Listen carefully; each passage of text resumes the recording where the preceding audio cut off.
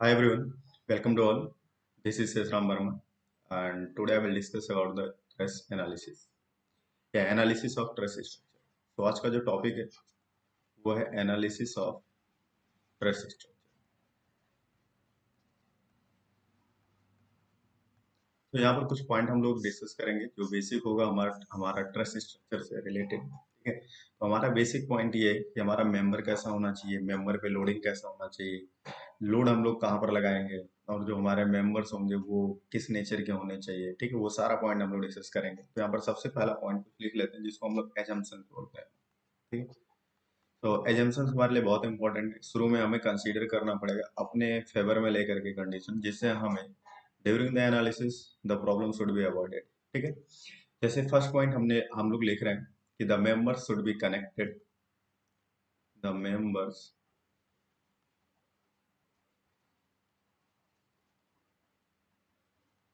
Should be connected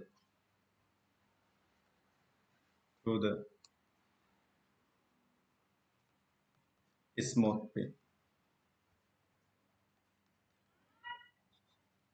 smooth. It means कि अगर जहाँ पर आपके मेंबर कनेक्टेड होंगे वहाँ पर जो मेंबर्स के बीच में जो फ्रिक्शंस वगैरह आएगा जॉइंट पर, उस चीज़ को हम लोग अवॉइड करेंगे। ठीक है, और इसीलिए जब भी आपका कोई भी स्ट्रक्चर आपका पिन जॉइंटेड होता है, इसलिए इस स्ट्रक्चर को यानी ट्रस स्ट्रक्चर को हम लोग पिन जॉइंटेड फ्रेम स्ट्रक्चर भी कहते हैं। तो the truss structure is also referred as, so the truss structure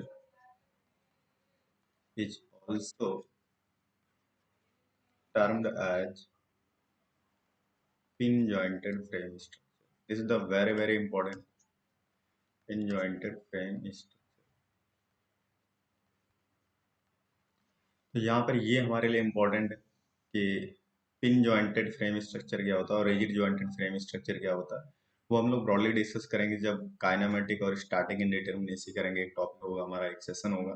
ठीक है, यहाँ पर जो भी हम लोग बात कर रहे हैं वो पिन जॉइंटेड फ्रेम स्ट्रक्चर की बात कर रहे हैं। दूसरा पॉइंट ये है important, the member should be the member should be homogeneous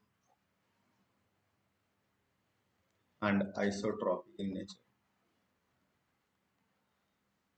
isotropic in, ठीक है, इसका मतलब ये हमारे लिए दो पॉइंट इंपॉर्टेंट है, what is the homogeneity and what is the isotropic. ठीक है, सो इसका हम लोग ब्रॉडली डिस्कस करते हैं। सो ठीक है, लेकिन यहाँ पर हम लोग डिस्कस कर लेते हैं कि है क्या मतलब आइसो होमोजीनियस आइसोट्रॉपिक। तो यहाँ पर होमोजीनियस और आइसोट्रॉपिक हम लोग इसलिए मानते हैं। ठीक है, और ये प्रॉपर्टी ऐसी होती है कि हमारे कुछ इलास्टिक प्रॉपर्टी होती है जिसको हम लोग इलास्टिक कॉन्स्टेंट्स बोलते हैं। वो इलास्टिक कांस्टेंट्स किसी एक पर्टिकुलर डायरेक्शन में मेंबर के किसी भी पॉइंट पर चले जाइए। ठीक है, हर डायरेक्शन में आपकी इलास्टिक कांस्टेंट सेम होनी चाहिए। अगर आपको ऐसा मिल रहा है कि किसी एक पर्टिकुलर डायरेक्शन में आपकी इलास्टिक कांस्टेंट सेम है, तो ऐसे मटेरियल को हम लोग होमोजेनियस मटेरियल बोलेंगे। और आइसोट्रॉपिक में ये होता है कि किसी एक पर्टिकुलर पॉइंट को पकड़िए, आप किसी भी डायरेक्शन में जाइए। ठीक है, because from this point an number of direction will be exist. ठीक है, तो किसी भी डायरेक्शन में आप जाइएगा, हर डायरेक्शन में आपकी जो इलास्टिक कॉन्स्टेंट्स होना चाहिए वो सेम होना चाहिए। ठीक है, तो ऐसा प्रॉपर्टी, और दूसरे पर जाइए तो हम लोग श्योरिटी नहीं है, हो सकता है डिफरेंट भी हो सकता है सेम भी हो जाए। तो ऐसी मटेरियल, ठीक है, जिसमें आप किसी भी पॉइंट पर चले जाइए और किसी भी डायरेक्शन में जाइए। ठीक है, we are talking about the any point at any direction. ठीक है, so there will be elastic constants are similar in each direction at each point. Directly we can say that also, that everywhere in the body at anywhere we considered the elastic constants are similar. ठीक है, सो ऐसे material जिसकी property हर direction में through out body किसी भी particular point पर आपका same हो, तो ऐसे बॉडी को हम लोग बोलते हैं होमोजेनियस एंड आइसोट्रॉपिक। ठीक है, नेक्स्ट थर्ड पॉइंट है कि मेंबर शुड बी लीनियर। ठीक है, लीनियर कहने का मतलब either they placed either they placed vertical horizontal और इंक्लाइन। ठीक है, तो आपके मेंबर आपके ऐसे भी हो सकते हैं, ऐसे हो सकते हैं, और ये वर्टिकल भी हो सकते हैं और हॉरिजेंटल भी हो सकते हैं। कभी भी मेंबर ऐसा नहीं होगा ट्रस स्ट्रक्चर है क्योंकि ये आपका नॉन लीनियर है। ठीक है। तो कभी भी हम लोग नॉन लीनियर को कंसीडर नहीं करेंगे। ये आपका होगा लीनियर, और ये भी होगा आपका लीनियर, ये भी होगा आपका लीनियर, और करेस्पॉन्डिंग ये भी लीनियर। ठीक है। नॉन लीनियर क्यों नहीं होना चाहिए, वो हमारा नेक्स्ट पॉइंट है, हम लोग डिस्कस करते हैं। ठीक है। तो हमेशा हमारे मेंबर कैसा होना चाहिए, लीनियर होना चाहिए। नेक्स्ट थिंग ये कि the load should be applied, the load means external load what ever applied. ठीक है। The load should be applied at the joints only, the load should be applied at the joints only। ठीक है। हमेशा कहाँ provide करना है, joints पे provide करना है। Next thing, the forces system, the forces system at a joint must be concurrent system, concurrent। ठीक है। तो कंकरेंसी का मतलब हमने डिस्कस किया हुआ प्रीवियस वीडियो में। ठीक है, वहां पर देख लेना। कंकरेंसी का मतलब ये होता है कि किसी एक पर्टिकुलर पॉइंट पे जाइए, यहाँ पर जितने भी नंबर ऑफ फोर्सेस लग रहे हैं, सबकी लाइन ऑफ एक्शन यहाँ पर इस पॉइंट पर कोइंसाइड करना चाहिए। तो ऐसे को हम लोग बोलते हैं कंकरेंट। ठीक है। नेक्स्ट थिंग है आपका the members of the truss structure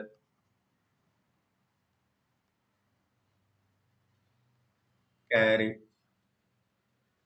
only axial forces. ठीक है। आइदर दे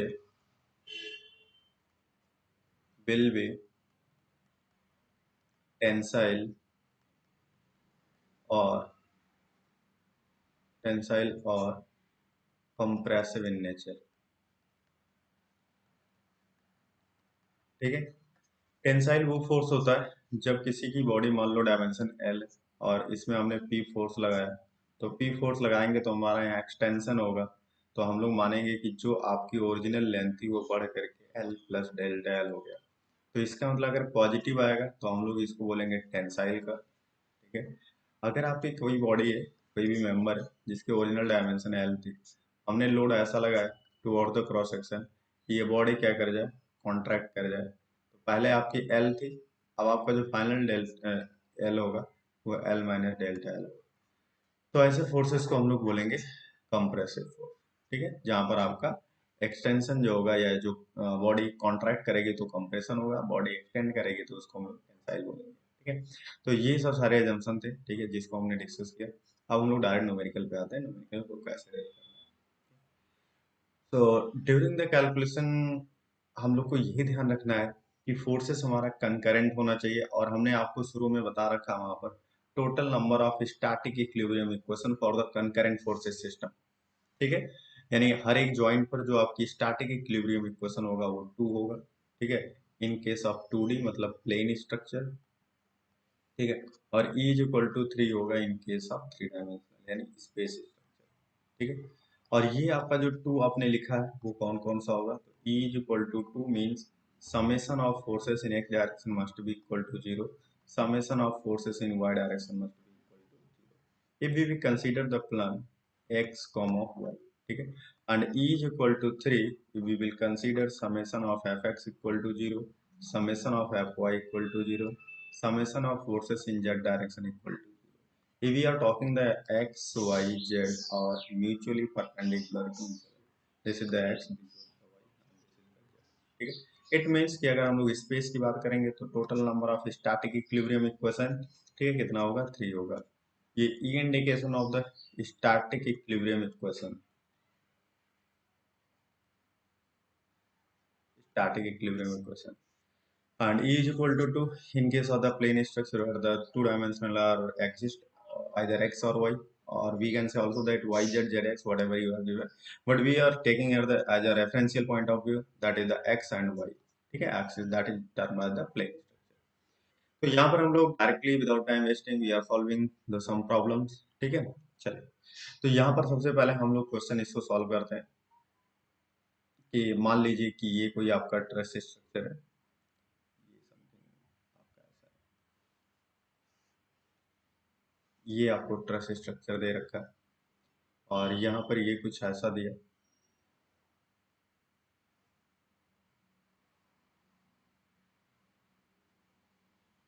यहाँ पर इसने कुछ ये ऐसा, ठीक है। तो वैसे भी आपका यहाँ पर सबसे पहले हम लोग इस स्ट्रक्चर को डील करने से पहले डिस्कस कर लेते हैं कि इनडिटर्मिनेसी और डिटर्मिनेसी क्या होती है, टाइप ऑफ ट्रस्ट स्ट्रक्चर क्या होते हैं। ऑलरेडी हमने डिस्कस किया हुआ है, तो फिर से हम लोग इसको डिस्कस कर ले रहे हैं। तो यहाँ पर आपके पास स्ट्रक्चर यानी ट्रस्ट स्ट्रक्चर जो हम लोग कंसीडर करते हैं वो कुछ इस टाइप का होता है कि एक आपका डिटर्मिनेट ट्रस्ट स्ट्रक्चर होता है। ट्रस्ट स्ट्रक्चर एक तो आपका डिटर्मिनेट होता है और एक आपका होता है इनडिटर्मिनेट, ठीक है। अगर हम लोग बात करें कि D S is equal to आपकी जो डिग्री ऑफ स्टैटिक इंडिटर्मिनेसी होती है, D S is equal to यहाँ पर होता है M plus R E minus two J. This is valid for the two dimensional and D S is equal to M plus R E minus three J. तो हम लोग बात कर रहे हैं आपके ये डी एस के बारे में, टू डायमेंशनल की। यहाँ पर हम लोग जानते हैं कि D S is equal to होता है D S E plus D S I. तो D S E is equal to होता है external support reaction minus equilibrium static equilibrium equation, and D S I is equal to होता है D S minus D S E, ठीक है। तो यहाँ पर अगर हम लोग बात करें कि आपका जो D S E equal to आपने लिखा है आर ई माइनस ई, ठीक है। तो R E is equal to total number of external support reaction होता है, ठीक है। सपोर्ट रिएक्शन होता है। तो यहाँ पर हम लोग जानते हैं एक्सटर्नल सपोर्ट रिएक्शन अगर आपका फिक्स्ड एंड है तो आपके पास यहाँ पर E is equal to three reaction होंगे, R E is equal to three होगा। एक तो आपका होगा वी ए मान लो पॉइंट ई, और यहाँ पर एक हॉरिजेंटल हो जाएगा और यहाँ पर एक मूवमेंट, ठीक है। तो इसको बोलते हैं फिक्स सपोर्ट। दूसरा अगर ये हिंज सपोर्ट हो गया, ठीक है, जैसे सीधा ए सपोर्ट, तो यहाँ पर एक आएगा वी और करेस्पॉन्डिंग यहाँ पर आएगा एच ए, हॉरिजेंटल और वर्टिकल डायरेक्शन में, so R E is equal to two. अगर हम लोग तीसरा बात करें रोलर सपोर्ट में, तो अगर ये ऐसा प्लेस्ड है, ठीक है, तो यहाँ पर ए, इसके वर्टिकल डायरेक्शन में एक आपका वी ए डेवलप होगा, यानी यहाँ पर R E is equal to one हो जाएगा। इसमें सब केस फर्स्ट डाल दे रहे हैं, सेकंड अगर सब केस रोलर का हो तो ये रोलर सपोर्ट आपका ऐसा हो जाएगा, ठीक है। ये आपका थोड़ा सा जस्ट इसको चेंज कर लीजिए, ये अगर आपका ऐसा रोलर सपोर्ट, ये तो आपका ऐसा प्लेस हो गया। मान लीजिए कि इसका जो प्लेसिंग आउट डायरेक्शन है, ओरिएंटेशन है, वो अगर चेंज हो जाए तो हम लोग कैसे करेंगे। सपोज कर लीजिए कि ये आपका रोलर सपोर्ट ऐसा हो गया, तो हम लोग जानेंगे यहाँ पर कि हमेशा आपका जो बेस होता है इसके परपेंडिकुलर हमेशा यहाँ पर सपोर्ट रिएक्शन डेवलप होता है। हमने डिस्कस किया प्रीवियस सेशंस में, ठीक है। तो यहाँ पर हो जाएगा एच ए। तीसरा कंडीशन, थर्ड केस ऐसा भी हो सकता है कि ये मेंबर है और यहाँ पर जो आपने रोलर प्लेस किया वो एक इंक्लाइंड हो जाए ऐसा, ठीक है। तो यहाँ पर अगर हम लोग देखेंगे तो ये आपका थीटा हो जाएगा और यहाँ पर आपका आर ए रिजल्टेंट इस बेस के परपेंडिकुलर हमेशा लगेगा आर ए। जब यहाँ पर हम लोग देखेंगे थीटा, तो इसको लिखेंगे R R A cos theta, और इसको हम लोग देखेंगे आर ए साइन थीटा। तो इसको बोलते हैं component of the resultant reaction, ठीक है। इसका भी हमने एक सेशन पूरा ब्रॉडली डिस्कस किया, 30 to 40 मिनट्स का वीडियो जो है सेशन है उसको देख लेना आप, ठीक है। तो ये आपके यहाँ पर अगर हम लोग बात करें तो यहाँ पर R E is equal to यानी external support reaction equal to one हो गया, यहाँ पर R E is equal to two हो गया। आर ई मतलब कि एक्सटर्नल जो आपका जो बॉडी है यानी जो पॉइंट है वो कितने डायरेक्शन से रेस्ट्रेंड है। तो यहाँ पर हम लोग देखेंगे ये हॉरिजेंटल रेस्ट्रेंड है, ये वर्टिकल रेस्ट्रेंड है, ठीक है। तो कितने डायरेक्शन से रेस्ट्रेंड है या कितने डायरेक्शन में ये रिएक्शन दे देगा, ठीक है, वो आपकी टू, ठीक है। तो यहाँ पर आपका थोड़ा सा एग्जांपल पूछता है कि अगर हम लोग एक्सटर्नली बात कर रहे हैं, ठीक है, अगर हम लोग एक्सटर्नली बात करेंगे इंट्रस्ट स्ट्रक्चर में, तो E is equal to three होगा in case of two D. अगर हम लोग एट जॉइंट बात करें, this is the very very important, हमेशा कंफ्यूजन बना रहता है, तो E is equal to two, two dimension, ठीक है। अगर हम लोग एक्सटर्नली बात करेंगे तो ये हमारा इतना होगा, ओवरऑल इंटायर स्ट्रक्चर को कंसीडर कर रहे हैं। अगर हम लोग किसी पर्टिकुलर जॉइंट की बात कर रहे हैं तो ई इज इक्वल टू इतना होगा, ठीक है। ये आपका बहुत बहुत इंपॉर्टेंट है, ठीक है, अदरवाइज हमेशा कंफ्यूजन आपको बना रहता है। तो हम लोग अब नेक्स्ट सेशन स्टार्ट कर रहे हैं कि क्वेश्चंस कैसे सॉल्व करें, या एक पॉइंट और है यहाँ पर कि जैसे यहाँ पर हम लोग जानते हैं, अभी हमने लिखा D S is equal to M plus R E minus two J, ठीक है। और D S E is equal to लिखा आर ई माइनस थ्री, ठीक है। तो हम लोग लिख सकते हैं D S I is equal to D S minus D S E, ठीक है। तो D S is equal to M plus R E minus two J, ठीक है। और ये डी एस ई की वैल्यू है minus R E minus three for in case of the two dimension, ठीक है। तो यहाँ पर m is equal to number of member, m is equal to है आपका number of member, and R E को बता दिया हमने external support reaction, and J equal to number of. तो जब हम लोग इसको सॉल्व करेंगे तो हमें ऐसा मिलेगा m plus R E minus two J minus R E plus three, so this to this cancel out, minus plus, तो m माइनस कॉमन ले लीजिए तो यह आ जाएगा टू जे माइनस थ्री। तो यहाँ पर डिफरेंट डिफरेंट तरीके से क्वेश्चन बन जाता है ऑब्जेक्टिव में, ठीक है। ये इंजीनियरिंग सर्विसेज और गेट में भी क्वेश्चन पूछा हुआ है कि अगर हमारा D S I is greater than zero, possibility आपके पास ऐसा कुछ हो सकता है D S I is less than zero, इससे ज़्यादा पॉसिबिलिटी नहीं है, ठीक है। तो इसको हम लोग बोलते हैं रिडंडेंट ट्रस्ट, रिडंडेंट ट्रस्ट, ठीक है। इसको हम लोग बोलते हैं डेफिशिएंट परफेक्ट ट्रस्ट, जब आपका इक्वल टू जीरो हो जाए तो इसको हम लोग बोलते हैं परफेक्ट ट्रस्ट, और इसको हम लोग बोलते हैं डेफिशिएंट ट्रस्ट, ठीक है। तो यहाँ पर हम लोग ऐसा कह सकते हैं कि m is greater than two J minus three, ठीक है। इसको लिख सकते हैं m is equal to two J minus three, ठीक है। और इसको लिख सकते हैं m is less than two J minus three. तो ये आपका बहुत बहुत इंपॉर्टेंट है, ध्यान रखना है इस चीज को, यहाँ पर ऑब्जेक्टिव में क्वेश्चन आपके बन जाते हैं, ठीक है। तो हम लोग अब नेक्स्ट चलते हैं क्वेश्चंस करने के लिए, ठीक है। तो यहाँ पर क्वेश्चन है, calculate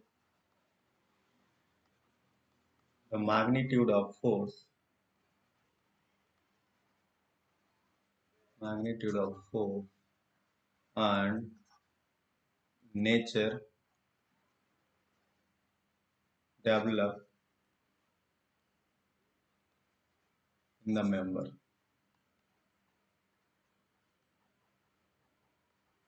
members of pin jointed frame structure, pin jointed frame structure as shown below, ठीक है। सो करेस्पॉन्डिंग यहाँ पर उसने ऐसा बोला कि ये आपका कोई ऐसा मेंबर है, यहाँ पर ये सपोर्ट रिएक्शन ऐसा कुछ दिया हुआ है, ठीक है। और यहाँ पर एक 100 किलो न्यूटन का एक लोड लग रहा है, ये आपका 45 डिग्री है, और ये भी आपका 45 डिग्री है, ठीक है। और ये आपका 90 डिग्री है, और ये डिस्टेंस आपका 2 मीटर है, और ये भी डिस्टेंस करीब आपका 2 मीटर है। तो इसके बेसिस पे हमें सॉल्व करना है कि आपके पास यहाँ पर मेंबर में कितने फोर्सेस होंगे। तो ए बी सी, यहाँ पर 3 जॉइंट्स हैं, ठीक है। तो इसको पहले चेक कर लीजिए, डिटर्मिनेसी एंड डिटर्मिनेसी है।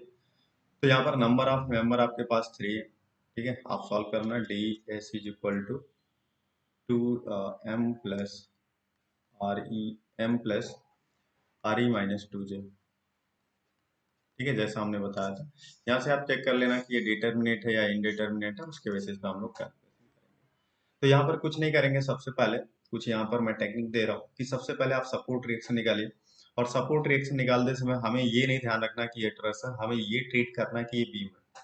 तो बीम तभी हम लोग देख सकते हैं जब हम लोग टॉप व्यू देखेंगे, अगर टॉप व्यू देखेंगे तो ये हमारा मेंबर ऐसा बिहेव करेगा कि ये आपका ए सपोर्ट हो गया, ये बी सपोर्ट हो, सी सपोर्ट हो गया, और यहाँ पर ये आपका एक रोलर सपोर्ट है। तो यहाँ पर बेस के परपेंडिकुलर एक रिएक्शन डेवलप होगा, जिसको वी ए बोलेंगे, और यहाँ पर इसको वी सी बोलेंगे, और करेस्पॉन्डिंग यहाँ पर इसको एच सी बोलेंगे, ठीक है। और यहाँ पर इस 100 किलो न्यूटन को लोड ले लेंगे, और इसका हमने ब्रॉडली डिस्कस किया, ठीक है। 2 meter 2 meter is equal to 100 multiply by previous आप लेक्चर, अगर सेशन नहीं देखा आपने तो प्रीवियस सेशन देख लेना, यहाँ पर हमने बीम के different different type of loading और different different type of beam पे क्वेश्चन करा रखा है। तो 100, this 100 load and this 2 meter divided by overall 4 meter here to here, and VC is equal to also this 100 kilonewton and corresponding this distance multi divided by overall distance. So this is equal to 50 kilonewton and corresponding this is equal to also 50 kilonewton.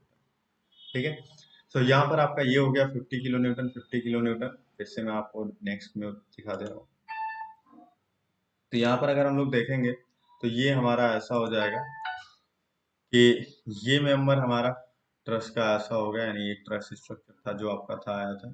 ठीक है, यहाँ पर हो जाएगा V A और corresponding यहाँ पर हो जाएगा आपका वी सी, और यहाँ पर हो जाएगा आपका ये रोलर हिंज सपोर्ट था, ये हिंज सपोर्ट यहाँ पे है। तो यहाँ पर आपका हो जाएगा एच सी। ठीक है, और यहाँ पर आपका कोई सपोर्ट नहीं है, ये आपका कोई सपोर्ट नहीं है।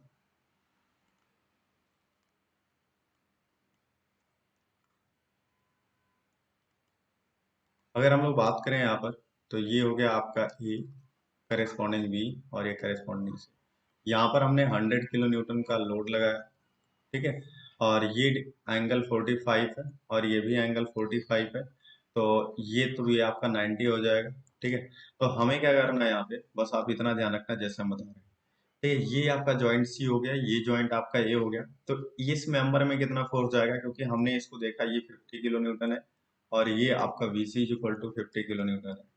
ठीक है, तो यहाँ पर हम लोग को क्या करना है, ये ऐसा देखना, हम लोग को ऐसा ट्रीट करना है कि इसमें आपको कोई दिक्कत नहीं होनी चाहिए। जैसे यहाँ पर अगर हम लोग देखें कि ए सपोर्ट पर बस आपको ये देखना है कि एक्शन इज इक्वल टू हमेशा आपका रिएक्शन होना चाहिए। ठीक है, ये हमेशा आपका कितना होना चाहिए, एक्शन इक्वल टू रिएक्शन। तो इसको मैं शॉर्टकट मेथड से देखता हूँ। ठीक है, कि जिसको हम लोग डायरेक्टली हैंडल कर सकते हैं। उसके बाद हम लोग एक जो आपकी बुक वगैरह में दिया होता है या जो हमारा मेथड होता है उसको हम लोग देखेंगे। यहाँ पर शॉर्टकट में हम लोग को ये देखना है कि सबसे पहले आप ये देखिए, इस जॉइंट को कंसीडर करिए, ए जॉइंट को, और उस जॉइंट को कंसीडर करेंगे जहां पर आपके दो से ज्यादा मेंबर ऑफ फोर्सेस में अननोन फोर्सेस नहीं होंगे। ठीक है, दो से ज्यादा मेंबर में। तो यहाँ पर अगर हम लोग ए से देखें तो ए जॉइंट पर आपके दो मेंबर कनेक्टेड है, आपका ए बी एक कनेक्टेड है, एक ए सी कनेक्टेड है। तो आप पहले ए बी देखिए फिर ए सी देखिए। अगर हम लोग यहाँ पर देखें कि ए पर वर्टिकल डायरेक्शन में एक लोड लग रहा है अपवर्ड डायरेक्शन में, तो ए पर अगर आपका अपवर्ड डायरेक्शन में 50 किलो न्यूटन लोड लग रहा है, तो यहाँ पर एक मेंबर है जिसका नाम है ए बी। ठीक है, तो इस ए बी मेंबर में आपका जो फोर्स डेवलप होना चाहिए वो 50 किलो न्यूटन होना चाहिए जब हम लोग इसका वर्टिकल कंपोनेंट करेंगे। ठीक है, तो ध्यान रखना इस चीज को। अगर हम लोग यहाँ पर मान लें कि एक इसमें जो फोर्स लग रहा है वो F A B is equal to, ये ध्यान रखना, F A B is equal to F of B C is equal to F of C B. ठीक है, and corresponding this F of A C is equal to F of C A. क्योंकि अगर हम लोग एक member को consider करें, जैसे हमने ए बी मेंबर को कंसीडर कर लिया, तो ये आपको ऐसा दिखेगा। अगर हम लोग कट करें तो जितना फोर्स ये इधर जाएगा उतना ही फोर्स इधर लगाएगा, यानी दोनों ही नेचर, आपका ए जॉइंट ये था, बी जॉइंट ये था, दोनों ही हो सकता है, तो दोनों होंगे तो टेंसाइल होंगे। अगर हम लोग ऐसा बात कर लें कि यहाँ पर कट करें, अगर दोनों में मेंबर में फोर्सेस डेवलप होगा तो आइदर वो कंप्रेसिव होंगे आइदर वो टेंसाइल होंगे, लेकिन मैग्नीट्यूड सेम और डायरेक्शन आपकी क्या होगी, जस्ट अपोजिट होगा मेंबर में। अगर ये टेंसाइल लग रहा है तो ये भी आपके टेंसाइल लगेगा, अगर ये कंप्रेशन में जा रहा तो ये भी आपका कंप्रेशन में जाएगा। तो मैग्नीट्यूड हमने सेम रखा है और डायरेक्शन भी सिमिलर होगा। ठीक है, तो यहाँ पर अगर हम लोग देखें ए बी, तो जितना आपका ए बी होगा उतना यहाँ बी होगा। तो यहाँ से आप देखिए, अगर मैं अपवर्ड डायरेक्शन में देखूं तो एक 50 किलो न्यूटन का लोड लग रहा है इस अपवर्ड डायरेक्शन में, यहाँ पर हमने बनाया। तो जब भी इन फ्यूचर हम लोग इस मेंबर में देखेंगे तो इसका जो मेंबर का एफ ए B vertical component sine theta होगा, यानी वो ऐसा लाइट करेगा, तो इसको लिख देंगे एफ ए बी साइन थीटा की वैल्यू 45 है। तो ये वैल्यू दोनों आपस में क्या होनी चाहिए, सेम होना चाहिए। तो हम लोग ऐसा लिखेंगे F of A B into sine of 45 is equal to 50 kilo newton. So F of A B is equal to हो जाएगा 50 डिवाइड बाई साइन 45 की value, I think this 1 by root 2, so this is 1 by root 2 sin 45, so f a b is equal to 50 root। ठीक है, अब ये तो kilo Newton आया, तो ये तो मैग्नीट्यूड हमें पता चल गया। अब डायरेक्शन अगर हम लोग देखें तो जब भी हम लोग देखेंगे तो ये जो लग रहा है ये वर्टिकल डायरेक्शन में, इसका मतलब इस मेंबर में आपका डाउनवर्ड डायरेक्शन। अगर ये इधर लग रहा है तो हमने देखा कि अगर ये इधर लग रहा है तो दूसरा पॉइंट जो इसी में दूसरे तरफ होगा, दूसरी जॉइंट से जो कनेक्टेड होगा उसमें सिमिलर आपका सेम हो जाएगा। जैसे ये कंप्रेसिव हो गया टुवर्ड द जॉइंट जा रहा, तो ये भी जो डेवलप होगा ये भी टुवर्ड्स द जॉइंट जाएगा। ठीक है, अब हम लोग देख लेते हैं एसी मेंबर में। अगर हम लोग एसी को कंसीडर करें इस तरीके से, एसी को कंसीडर करें तो हमें इस तरीके से कंसीडर करना पड़ेगा कि जो आपका एसी मेंबर है, ठीक है, तो इसमें हमने माना F A C F C है, तो ये जो आपने ए बी मेंबर किया है, तो इसका आप क्या करिए, हॉरिजॉन्टल कंपोनेंट कर लीजिए। तो एफ ए सी की तरफ आपका एक ऐसा फोर्स जाएगा जिसको हम लोग बोलेंगे एफ ए बी इंटू कॉस 45, ठीक है। तो ये क्या करेगा, इस हॉरिजॉन्टल डायरेक्शन में, इस डायरेक्शन में एक कितने का मैग्नीट्यूड का फोर्स लगाएगा, एफ ए बी कॉस 45। तो हमें पता है कि एफ ए बी कॉस 45 की वैल्यू हो जाए 50√2 मल्टीप्लाई बाय 1/√2, यानी 50 किलो न्यूटन आ जाएगा, जो कि लग रहा होगा इस हॉरिजॉन्टल डायरेक्शन में, ठीक है, इस डायरेक्शन में।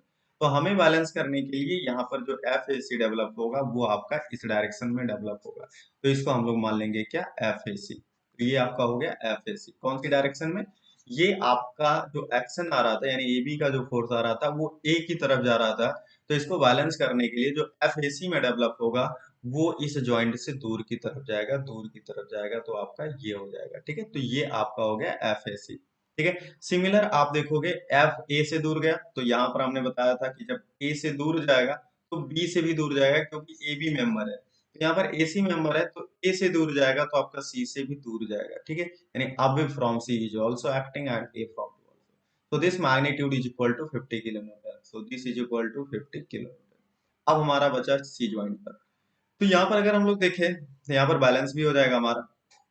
तो यहाँ पर अगर हम लोग देखें तो similar H C equal to zero, क्योंकि आपका कोई हॉरिजॉन्टल डायरेक्शन में एक्शन नहीं है, तो यहाँ पर आपने देखा कि बीसी अपवर्ड लग रहा। अगर ये बीसी अपवर्ड लग रहा तो इसका मतलब यहाँ पर जो मेंबर होगा वर्टिकल में कनेक्टेड, उसमें भी आपकी 50 किलो न्यूटन डेवलप होना चाहिए, सेम मैग्नीट्यूड, और डायरेक्शन ये अपवर्ड आ रहा तो मेंबर में आपका डाउनवर्ड डेवलप होना चाहिए, तो मेंबर में आपका डाउनवर्ड डेवलप ऐसा हो जाएगा, ठीक है।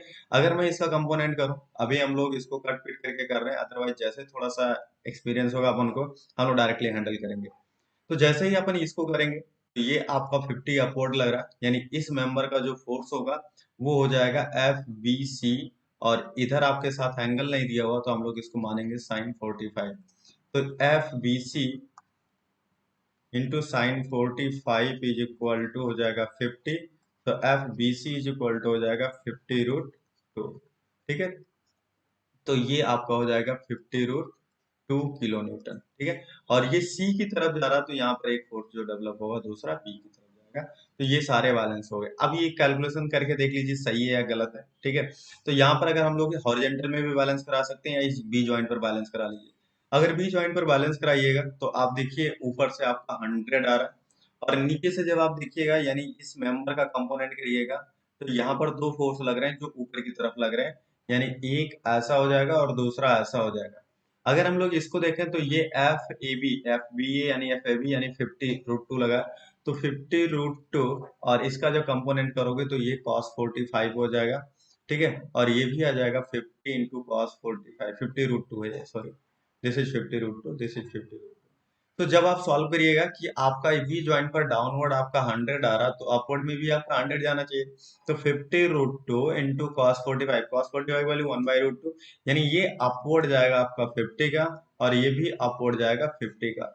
तो जितना आपका अपवर्ड डायरेक्शन में जाएगा तो वो टोटल हो जाएगा 50 प्लस 50 इक्वल टू 100, यानी अब आपका बैलेंस हो जाएगा 100 आपका डाउनवर्ड लग रहा है और 100 आपका अपवर्ड लग रहा है, ठीक है, किलो न्यूटन। इसका मतलब ये अपन का क्या है, बैलेंस है, ठीक है। तो ये इंटायर स्ट्रक्चर का हमारा कैलकुलेशन है। अदरवाइज आप इसको जनरल मेथड से करने जाओगे तो एक बार जनरल मेथड भी हम लोग डिस्कस कर देते हैं, ठीक है।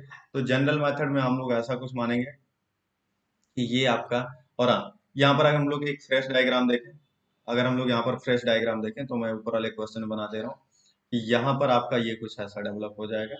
ये आपका हो गया ये आपका कितना आया था 50 किलो न्यूटन, और ये भी आपका आया था 50 किलो न्यूटन, ठीक है। और ये आपका आया था 100 किलो न्यूटन डाउनवर्ड। अगर हम लोग यहाँ पर डायरेक्शन देखें दूसरे मैग्नीट्यूड के फोर्सेस मेंबर्स में, तो ये आपका आया था ऐसा, यहाँ पर एक आया इस डायरेक्शन में 50√2 का, सिमिलर यहाँ भी आया 50√2 का, ठीक है। और यहाँ पर H C is equal to 0 आया था। और अगर हम लोग यहाँ पर देखें तो ये इस डायरेक्शन में और इस डायरेक्शन में आपका कितना आया था 50 किलो न्यूटन का। तो ये सारे मेंबर में फोर्सेस हो गए। तो देखिए अगर जब भी मेंबर में आपका जैसे मान लो ए और बी कनेक्टेड है, अगर ये ऐसा लगेगा, ठीक है, ऐसा फोर्स, यानी ए की तरफ फेर हो जाएगा और बी की तरफ फेर हो जाएगा, तो इसको हम लोग कंप्रेशन बोलेंगे, जिसको अपन साइन कन्वेंशन करते हैं। अगर हमारा ए जैसे ए मेंबर हो गया, बी मेंबर हो गया, अगर अवे फ्रॉम दिस ज्वाइंट, यानी ए से जो कनेक्टेड है, ए से दूर की तरफ एरो लग रहा है, और बी ज्वाइंट है, बी से दूर की तरफ ये फोर्स की डायरेक्शन लग रहा है, तो इसको हम लोग टेंसाइल बोलेंगे। तो यहाँ पर अगर हम लोग बात करें तो ये हमारा कंप्रेशन होगा, ये भी हमारा कंप्रेशन होगा, और ये हमारा टेंशन होगा। ठीक है, तो सिमिलर हम लोग यहाँ पर कैलकुलेट करते हैं कि ये आपका हो गया ए, यानी रिएक्शन तो ऐसे निकालना अपन को, ठीक है, ए बी, ये सी था, ये आपका बी था 100 किलो न्यूटन का, और ये आपका था एच सी, तो एच सी इक्वल टू 0 हो जाएगा। तो यहाँ पर अगर हम लोग बात करें तो ये आपका ए बी सी, अब क्या मानना हमें, जितने भी मेंबर हैं सब में फोर्सेस टेंसाइल मान लो, F A B is equal to, ये जनरल मेथड है,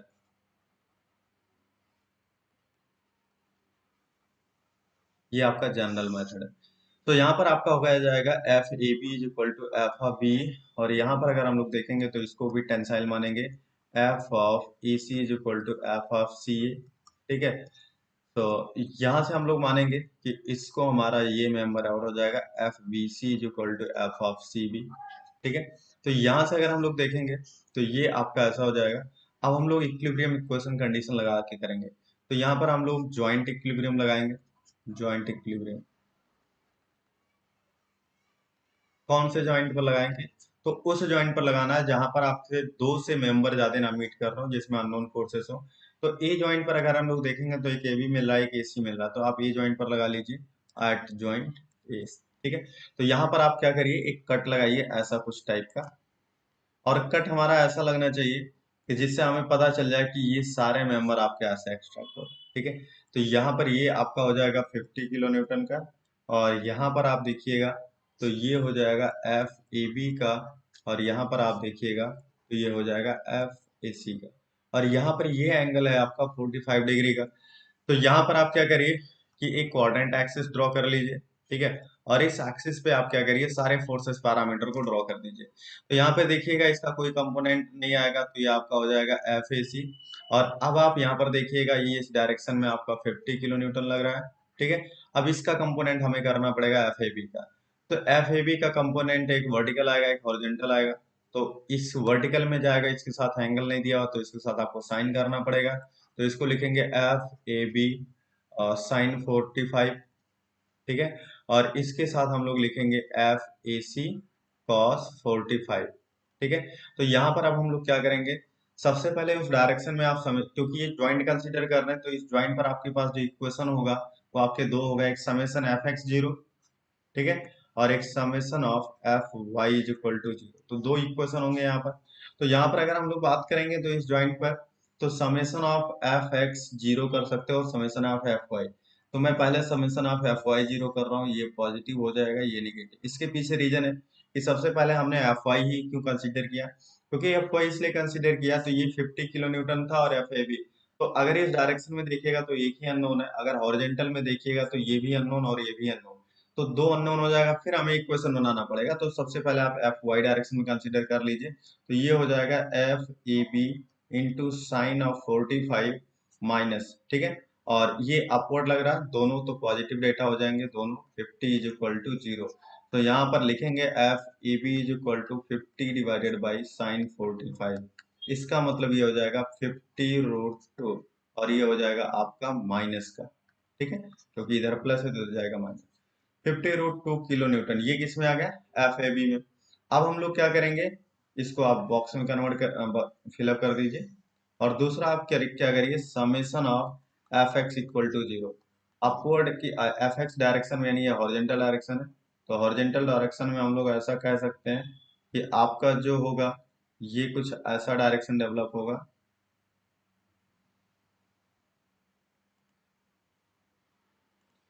कि यहाँ पर आपका इस डायरेक्शन में पॉजिटिव ले लीजिए, और इस डायरेक्शन में आप माइनस ले लीजिए। ठीक है, F X equal to zero, तो यहाँ पर लिखेंगे F E C cos 45 plus ये एफ ए बी है, sorry, this is the F A B, so this is the F A B cos 45 and plus F A C is equal to 0।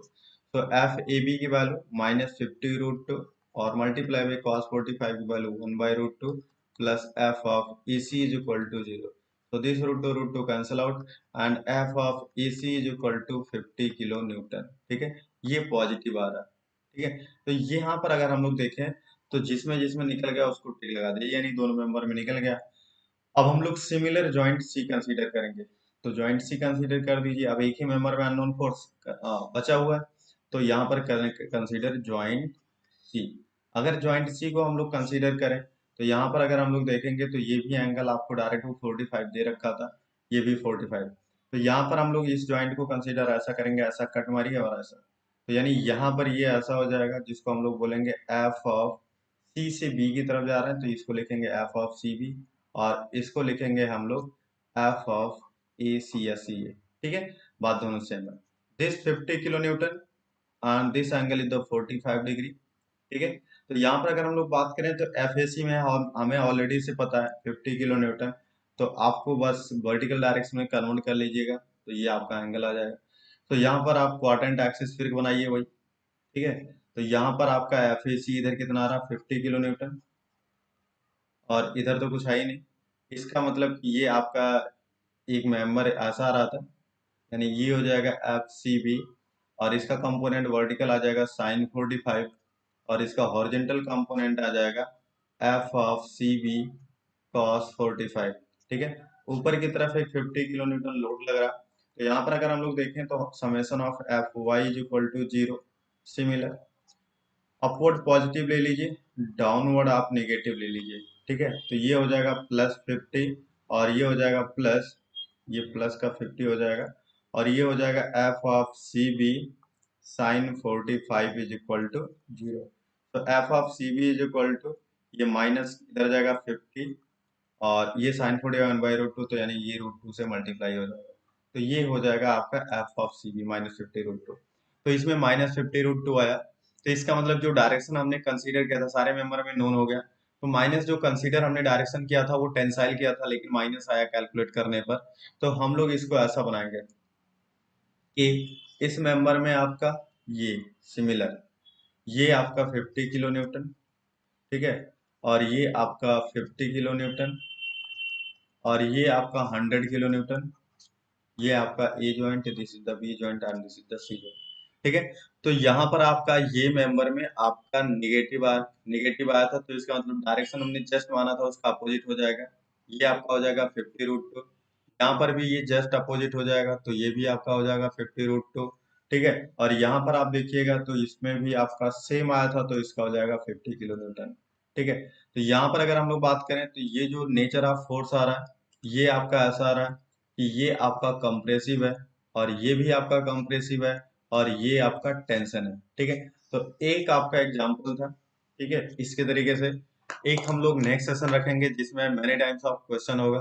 ठीक है, और वो डिफरेंट डिफरेंट टाइप्स के होंगे, और number of question ढेर सारे होंगे, तो वहां पर हमारी ये जो शॉर्टकट मेथड बताया हमने और ये जो नॉर्मल मेथड बताया, दोनों ये जनरल मेथड, ये दोनों को हम लोग डिस्कस करेंगे। ठीक है, इसमें हमारा ब्रॉडली डिस्कस होगा, आप उस सेशन को जरूर अटेंड करिएगा। ठीक है, तो आप पहले इसमें हमने जितने भी बेसिक थे सारे बेसिक को बता दिया, पहले आप बेसिक क्लियर करिए, उसके बाद हम लोग एडवांस लेवल पे क्वेश्चंस रखेंगे। ठीक है, जो नेक्स्ट सेशन रहेगा आपका वो एडवांस लेवल पे क्वेश्चन रहेगा, जो कि ईएस और गेट के क्वेश्चन और डिफरेंट डिफरेंट एग्जाम में जो क्वेश्चन पूछे हैं उसको रहेंगे। ठीक है, तो trust analysis of the trust structure एक ऐसा टॉपिक है जहां से एग्जाम में क्वेश्चन आता ही आता है। वो मेंबर में फोर्सेस जरूर पूछता है, कभी कभी ऐसा होता है कि एक ही ट्रस्ट स्ट्रक्चर से दो दो तीन तीन चार चार क्वेश्चन दे देता है। ठीक है, तो ट्रस्ट एनालिसिस आपका एक इम्पोर्टेंट टॉपिक है। ठीक है, तो हमने जो बेसिक सिखाया, बेसिक बताया आपको, बेसिक से क्वेश्चन यहीं से आते हैं। आप एक बार इस क्वेश्चन को, इसके जो भी हमने आपको सब्जेक्टिव बताया यानी जो भी थ्योरी बताया, थ्योरी को समझिए, और उसके बाद इस न्यूमेरिकल को हैंडल करिए। अगर हो पाता है तो ठीक है, बाकी तो नॉर्मल मेथड है। एक बार आप नॉर्मल मेथड अपनी कॉपी में अपने आप से सॉल्व करना, बाकी जो हमने ट्रिक बताया उसको एक बार आप शॉर्टकट मेथड बोलते हैं उसको, उससे आप अप्लाई करना। ठीक है, अगर मैं नॉर्मल मेथड से करने जाऊंगा तो इसको लगेगा मुझे 4 to 5 मिनट्स इस क्वेश्चन को सॉल्व करने में। अगर मैं जनरल मेथड यानी जनरल मेथड से 4 to 5 मिनट लगेगा। अगर जो हमने आपको शॉर्टकट दिया, ठीक है, जस्ट थोड़ा सा अपने आपको माइंड यूज करना है, और माइंड को यूज करके हम लोग डायरेक्टली उसको हैंडल कर सकते हैं। विद इन 1 to 2 मिनट्स ये क्वेश्चन हो जाएगा। ठीक है, बस यही ध्यान रखना है कि सपोर्ट रिएक्शन हमें पहले निकालना पड़ेगा, और जैसे हम लोग सपोर्ट रिएक्शन निकालेंगे फिर हम लोग प्रीवियस मेथड पे आ जाएंगे। और सपोर्ट रिएक्शन निकालने के लिए हमने 4 सेशन बना रखा है। ठीक है, 4 सेशन इसमें डिस्कस किया है। चारों सेशन को आप अच्छे तरीके से देखिएगा। ठीक है, फिर वहां से आपको एक इमेजिनेशन हो जाएगा कि सपोर्ट रिएक्शन हम लोग डायरेक्टली कैसे हैंडल कर सकते हैं। चलिए, ठीक है। सो हमें लगता है कि आपको समझ में आया होगा। अगर कोई डाउट हो तो उसको आप कमेंट बॉक्स में जरूर कमेंट करना। ठीक है, चलिए। So a lot of thanks to all for watching this video.